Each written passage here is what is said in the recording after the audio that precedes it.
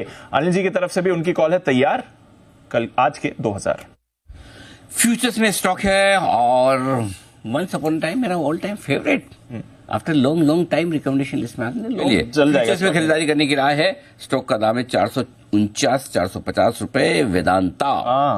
वेदांता 450 रुपए के आसपास चल रहा है। यहां पर खरीदारी करने की राय है। 445 के लेवल को पार करके जो निकला है बढ़िया एक्शन में आता दिख रहा है। यहां खरीदिए। आधा 444-45 गलती से आए तो वहां और खरीदिए। स्टॉप लॉस लगाइए 440 पर। ओके। टारगेट जो बनेंगे दीप आपके 460, 465 और 472 के। क्यों खरीदना है वेदांता? क्यों नहीं खरीदना है वेदांता? ये सवाल है। क्यों? पहला, चांदी में चांदी है। यस। और चांदी का सबसे बड़ा प्रोड्यूसर है हिंदुस्तान जिंक। यस। ये वेदांता की सब्सिडी। बिल्कुल। पहली बात, ऑलरेडी डिविडेंड अनाउंस कर चुके हैं, वो आने वाला है। तीसरी बात, कॉपर, जिंक, मतलब आप जो नाम लें सब में यहाँ पर भरपूर तेजी बनती दिख रही है, जिसका फायदा वेदांता को मिलना ही मिलना है। तो मुझे ऐसा लगता है कि वेदांता वो स्टॉक है, एल्यूमिनियम, कॉपर, जिंक, चांदी, सबकी तेजी का फायदा उठाने के लिए एक ही स्टॉक है आपके पास जिसमें सब कुछ है।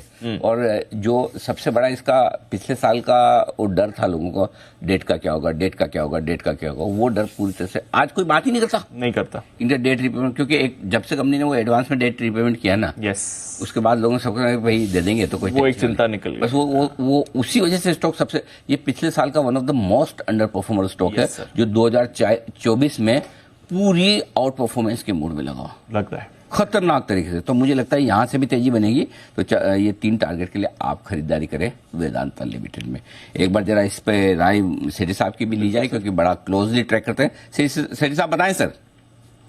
बिल्कुल अनिल जी, सही फरमाया आपने। और अनिल जी, अगर आपको याद हो थर्सडे के मॉर्निंग शो में जो मेरी पिक्स रहती है उसमें इस बार वेदांता मैंने रिकमेंड किया था 434-35 के लेवल पे। बिफोर मतलब उसी दिन इसके डिविडेंड डिक्लेरेशन की बातें थी। एक अच्छा डिविडेंड 11 रुपए का आया है, प्लस आपका जो लॉजिक है उससे मैं सहमत हूं। एक तो हिंदुस्तान जिंक में जो तेजी हो रही है, सिल्वर की जो तेजी का एक डायरेक्ट प्ले है हिंदुस्तान जिंक, और वो उसमें करीबन 64% हिस्सेदारी वेदांता रखती है। वहां से अच्छा खासा डिविडेंड भी मिला इनको। और बाकी डीमर्जर की बातें हैं, फिर जो इनके प्रॉब्लम्स है as far as their borrowings are concern, वो भी काफी हद तक एड्रेस होने जा रहे हैं। अभी 8,500 करोड़ रुपए भी जुटा रहे हैं।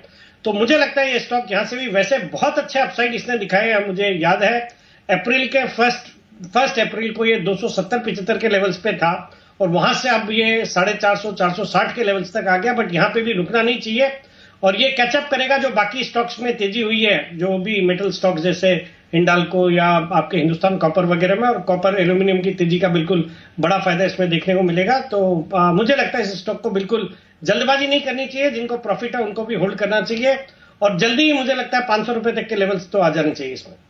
ओके, तो यह है आपके लिए वेदांता, जहां पर बढ़िया मूव आपको इस समय बनती दिख रही है। एक बार